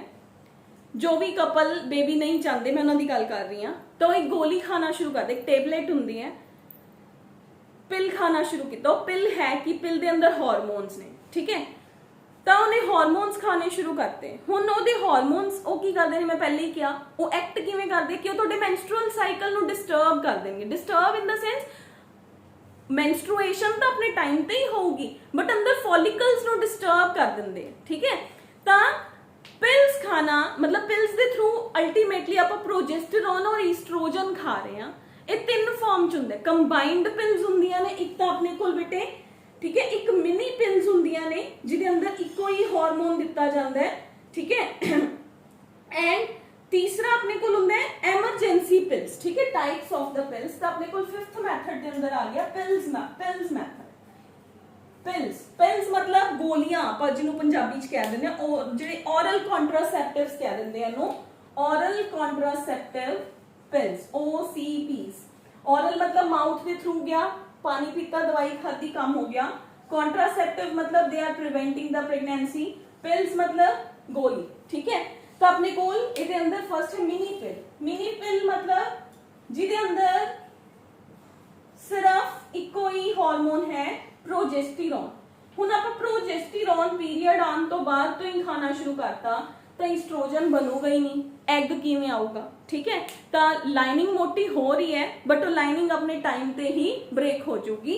यदि एग्जाम्पल करनी है बेटे, वी हैव ए सहेली that is given in your NCERT book. तो आप सहेली दी एग्जाम्पल है जिहड़ी वो करनी है, मिनी पिल दी एग्जाम्पल है। उस तो बाद आ गया बेटे ये अपने को एक तरह का अंदर एक केमिकल होंदा है, cent we have is the Centchroman. एक केमिकल है ਜਿਹਨੂੰ ਆਪਾਂ ਐਂਟੀ ਪ੍ਰੋਜੈਸਟਰੋਨ ਵੀ ਕਹਿ ਦਿੰਦੇ ਆ। ਤਾਂ ਇਹ ਬੋਡੀ ਦੇ ਅੰਦਰ ਸਾਈਕਲ ਨੂੰ ਬੇਸਿਕਲੀ ਇਹਨਾਂ ਦਾ ਮੈਥਡ ਕੀ ਹੈ, ਦੇ ਜਸਟ ਇੰਟਰਪਟ ਦਾ ਫੋਲਿਕਲਸ ਨੂੰ ਇੰਟਰਪਟ ਕਰਦੇ ਆ, ਜੋ ਚੀਜ਼ ਬਣਨੀ ਚਾਹੀਦੀ ਸੀ ਉਹਨੂੰ ਬਣਨ ਨਹੀਂ ਦਿੰਦੇ ਹੈਗੇ, ਠੀਕ ਹੈ। ਦੈਟਸ ਆਲ, ਆਪਣਾ ਇੰਨਾ ਹੀ ਹੈ। ਸੈਂਟਰੋਮੈਨ ਕਰ ਲਿਓ ਬੇਟੇ, that is we have is the ਸੈਂਟਰੋਮੈਨ, ਇੱਕ ਕੈਮੀਕਲ ਹੈ, we have is name of the medicine है, जो कि हफ्ते च एक दिन लिती जानी चाहिए। सहेली पिल्स के ऊपर जिहड़ी रिसर्च सीगी that is done in India, CDRI ये इंडियन पिल है, central drug research institute Lucknow, ठीक है। ਤਾਂ ਇਹ याद कर लियो क्योंकि MCQs ਚ ਪੁੱਛਿਆ ਜਾ ਸਕਦਾ ਹੈ ਕਿੱਥੇ ਹੋਈ ਸੀ ਇਹਦੀ ਰਿਸਰਚ, ਠੀਕ ਹੈ। ਤਾਂ CDRI ਲਖਨਊ। ਉਸ ਤੋਂ ਬਾਅਦ ਹੈ ਬੇਟੇ ਕੰਬਾਈਨਡ ਪਿਲਸ ਦੇ ਅੰਦਰ ਕੀ ਆ ਜਾਂਦਾ ਹੈ, ਕੰਬਾਈਨਡ ਪਿਲਸ ਜਿਹਦੇ ਅੰਦਰ ਦੋਨੋਂ ਹਾਰਮੋਨਸ ਪ੍ਰੈਜ਼ੈਂਟ ਹੋਣਗੇ, estrogen and progesterone, and the female is eating ਦਾ hormone from we can say second and third day of her menstrual cycle. थोड़ी थोड़ी ब्लीडिंग बंद हुई उदों तो ही लेना शुरू करता, 21 दिन तक लेंदी रहती है। फिर नेक्स्ट एक हफ्ते का गैप हुंदा है एंड 28वें दिन उन्होंने फिर पीरियड्स आने स्टार्ट हो जाते हैं, क्योंकि उन्होंने अंदर साइकिल नूं जिहड़ा फॉलिकल मेकिंग प्रोसेस सीगी ओनू डिस्टर्ब करता, ठीक है। फॉलिकल एग दा बनिया लेकिन वो नीचे आके जिहड़ी इहदा मैथड तीन, एक ਜਿਹੜੇ ਪਿਲਸ ਨੇ ਨਾ ਇਹ ਤਿੰਨ ਕੰਮ ਕਰਦੇ ਨੇ ਬੋਡੀ 'ਚ। 1 ਇਹਨਾਂ ਸਰਵਿਕਸ ਦੇ ਕੋਲ ਨਾ ਮਿਊਕਸ ਬਣਾ ਦਿੰਦੇ ਬਹੁਤ ਹੀ ਥਿਕ, ਯਾਨੀ ਕਿ ਇਹਨਾਂ ਨੇ ਮੈਂਸਟਰੂਏਸ਼ਨ ਤੋਂ 21ਵੇਂ ਦਿਨ ਤੱਕ ਇੱਥੇ ਸਰਵਿਕਸ ਦੇ ਅੰਦਰ ਇੱਕ ਬਹੁਤ ਹੀ ਮੋਟਾ ਜਿਹਾ ਪਲੱਗ ਬਣਾਤਾ। ਹੁਣ ਉਹ ਪਲੱਗ ਕੀ ਕਰ ਰਿਹਾ ਹੈ, ਅਗਰ ਸਪਰਮ ਆਏਗੀ ਤਾਂ ਉਹਨਾਂ ਨੂੰ ਉੱਪਰ ਹੀ ਨਹੀਂ ਜਾਣ ਦਿੰਦਾ, ਫਰਸਟ ਮੈਥਡ। ਸੈਕਿੰਡ ਇਹ ਕੀ ਕਰਦਾ ਹੈ, ਇਹ ਯੂਟਰਸ ਦੇ ਅੰਦਰ ਜਿਹੜੀ ਐਂਡੋਮੀਟਰੀਅਲ ਲਾਈਨਿੰਗ ਸੀ ਉਹਨੂੰ ਮੋਟਾ ਹੀ ਨਹੀਂ ਹੋਣ ਦਿੰਦਾ, ਇਹਨੂੰ ਥਿਨ ਹੀ ਰੱਖਦਾ ਹੈ। It does not elevate the levels of, it thins the endometrial lining ही नहीं मोटी हुई तो प्रेगनेंसी हो ही नहीं सकती। फिर ये प्रोजेस्टेरॉन है जिहड़ा ये शुरू तो ही बनना शुरू हो जाता है, क्योंकि आप हार्मोन च खा रहे हैं। जो प्रोजेस्टेरॉन शुरू तो ही बन गया तो प्रेगनेंसी नहीं होगी। In such a way these pills they work in the body of the female, ठीक है। थर्ड है एमरजेंसी पिल्स। एमरजेंसी पिल की है कि उनको ही एवें दा कपल है, ना तो उन्होंने बैरियर मैथड यूज किया, ना उन्होंने नैचुरल मैथड की कोई ऑप्शन सीगी, ठीक है, ना ही उन्होंने कोई IUD सीगी, ना ही वो कोई पिल्स खा रहे सीगे, and they go for the sexual intercourse, ठीक है। उन्होंने कपल्स च सैक्शुअल इंटरकोर्स के दौरान जिहड़ा इजैकुलेशन है वो होया भी कित्थे, फीमेल दी बॉडी दे अंदर। एंड फीमेल इज थिंकिंग कि आई विल गेट प्रेगनेंट, ठीक है। Female is thinking that I will get pregnant. तो कुछ एवें दियां मेडिसिन्स भी ने मार्केट दे अंदर जो है तो हार्मोन्स दा मिक्सचर, ठीक है, बट वो एमरजेंसी पिल्स ने, मतलब उन्हां दे अंदर डोज है जिहड़ी हार्मोन्स दी वो ज्यादा होगी, एस्ट्रोजन एंड प्रोजेस्टेरॉन दा लेवल हाई है, तो उन्होंने कहते हैं 72 एमरजेंसी पिल्स, 72 आवर्स एमरजेंसी पिल की इन ड्यू आफ्टर इंटरकोर्स 72 घंटे के अंदर अंदर जो तुम आ मेडिसिन लै लोगे तो medicine in as a boost काम करनगियां थोड़ी बॉडी के अंदर जाके, वो आ 3 काम फटाफट कर देंगियां जिहदे नाल प्रेगनेंसी है जिहड़ी वो हिंडर हो जूगी and you will be the safe, ठीक है। तो अपने कोल आ मैथड्स ने, ठीक है। हुण अपने कोल नेक्स्ट की है बेटे, next method, 6th method under the temporary methods is subcutaneous implants. Subcutaneous implants ते इंजेक्शंस, ठीक है, hormonal injections. Subcutaneous implants and hormonal injections ने ना जेडे we have a 7th method and 8th method. Subcutaneous implants, ठीक है, and hormonal injections. Method same है बेटे। सबक्यूटेनियस इम्प्लांट्स के अंदर भी एस्ट्रोजन एंड प्रोजेस्टेरॉन दे कुछ आप कह सकते हैं कि क्या मेडिसिन ही ने जो कि स्किन दे नीचे रख देंगे हैं, जिहदे नाल आप खाया नहीं बट उत्थे उस जगह ते प्रोजेस्टेरॉन ब्लड च जाना शुरू हो जाता है, ठीक है, जिहदे नाल सेम वेज प्रेगनेंसी प्रिवेंट हो जाती है। द मैथडोलॉजी इज सेम, मतलब method of action is same, mode of action is same, but methodology मतलब वो जगह है जी चेंज होगी। हुण माउथ चो नहीं जा रहा, उन्होंने स्किन के नीचे ही इंप्लांट करता। सबक्यूटेनियस स्किन दे नीचे इंप्लांट करना किनू हार्मोन्स दे इंसर्ट्स, ठीक है। ਉਹ ਲੰਬਾ ਪ੍ਰੋਸੈਸ ਹੁੰਦਾ ਹੈ, ਮੀਨਸ 6 ਮਹੀਨੇ ਦਾ 9 ਮਹੀਨੇ ਦਾ, ਜਿਵੇਂ ਕਾਪਰ ਟੀ ਵਾਲਾ ਹੁੰਦਾ ਹੈ, ਤਾਂ ਦੈਟ ਡਿਪੈਂਡਸ ਕਿ ਕੋਈ ਕਪਲ ਕਿੰਨੇ ਮੰਥ ਵਾਲੇ ਮੈਥਡ ਤੇ ਜਾ ਰਿਹਾ ਹੈ। ਹਾਰਮੋਨਲ ਇੰਜੈਕਸ਼ਨ, डायरेक्ट इंजेक्शंस देना, ਇਹਦੇ ਅੰਦਰ ਆਈ ਇੰਜੈਕਸ਼ਨਸ ਦੋ ਤਰ੍ਹਾਂ ਦੇ ਹੁੰਦੇ ਬੇਟੇ, ਆਈਐਮ ਐਂਡ ਆਈਵੀ। ਆਈਵੀ ਹੁੰਦਾ ਹੈ ਜਿਹੜਾ ਵੇਨ ਚ ਲੱਗਦਾ ਹੈ ਤੇ ਫਟਾਫਟ ਬੋਡੀ ਚ ਐਕਟ ਕਰਦਾ ਹੈ। ਦੇਖੋ ਡਾਇਰੈਕਟ ਵੇਨ ਚ ਇੰਜੈਕਸ਼ਨ ਲਗਾਇਆ, ਉਹਨੇ ਐਕਟ ਕੀਤਾ ਫਟਾਫਟ ਬੋਡੀ ਦੇ ਅੰਦਰ, ਜਿਵੇਂ ਡਾਕਟਰ ਡ੍ਰਿਪ ਲਗਾਉਂਦੇ ਆ, ਕਿਸੇ ਪਰਸਨ ਨੂੰ ਕੋਈ ਵੀਕਨੈਸ ਸੀ ਕਿ ਡ੍ਰਿਪ ਲਗਾਈ, ਉਹਨੇ ਫਟਾਫਟ ਰਿਕਵਰ ਕਰ ਲਿਆ ਉਹਦੀ ਬੋਡੀ ਨੇ, ਠੀਕ ਹੈ। ਤਾਂ ਉਹ ਨਿਕਲਦੇ ਵੀ ਯੂਰਿਨ ਚੋਂ ਜਲਦੀ ਜਲਦੀ ਹੈ, ਠੀਕ ਹੈ। ਜਿਹੜੇ ਆਈਐਮ ਹੁੰਦੇ ਨੇ ਨਾ, ਇਹ ਆਪਣੀ ਸਕਿਨ 'ਚ ਲੱਗਦਾ ਹੈ, ਠੀਕ ਹੈ। ਜਿਵੇਂ ਆਪਾਂ ਕਹਿੰਦੇ ਆ ਕਿ ਆਪਣੇ ਬਟੌਕਸ ਤੇ ਇੰਜੈਕਸ਼ਨ ਹੈ ਜਿਹੜਾ ਉਹ ਲੱਗਿਆ, ਤਾਂ ਉਹ ਆਈਐਮ ਹੈ, ਇੰਟਰਾਮਸਕੂਲਰ ਇੰਜੈਕਸ਼ਨ, ਮਸਲ 'ਚ ਇੰਜੈਕਸ਼ਨ ਲੱਗਿਆ, ਮਸਲ 'ਚ ਗਿਆ, ਉਹ ਇੰਜੈਕਸ਼ਨ ਜ਼ਿਆਦਾ ਟਾਈਮ ਤੱਕ ਬੋਡੀ 'ਚ ਰਹਿੰਦਾ ਹੈ, ਹੌਲੀ ਹੌਲੀ ਅਸਰ ਕਰਦਾ ਹੈ। ਤਾਂ these are IMs, hormonal injections, ਜੋ ਬੋਡੀ ਦੇ ਅੰਦਰ ਜਾਂਦੇ ਹੈ ਐਂਡ ਦੇ ਪ੍ਰੀਵੈਂਟ ਦਾ ਪ੍ਰੈਗਨੈਂਸੀ। ਇਹ ਇੰਜੈਕਸ਼ਨਸ ਹੈ ਕਿ ਇਹ ਵੀ ਹਾਰਮੋਨਸ ਹੀ ਹੁੰਦੇ ਨੇ, ਠੀਕ ਹੈ। ਆਪਣੇ ਕੋਲ ਉਹੀ ਹਾਰਮੋਨਸ ਨੇ, ਈਸਟ੍ਰੋਜਨ ਐਂਡ प्रोजेस्टेरॉन, ठीक है। हजे बेटे अपना सिर्फ barrier method temporary method complete होया है, परमानेंट मैथड है जिहड़ा वो रहिंदा है।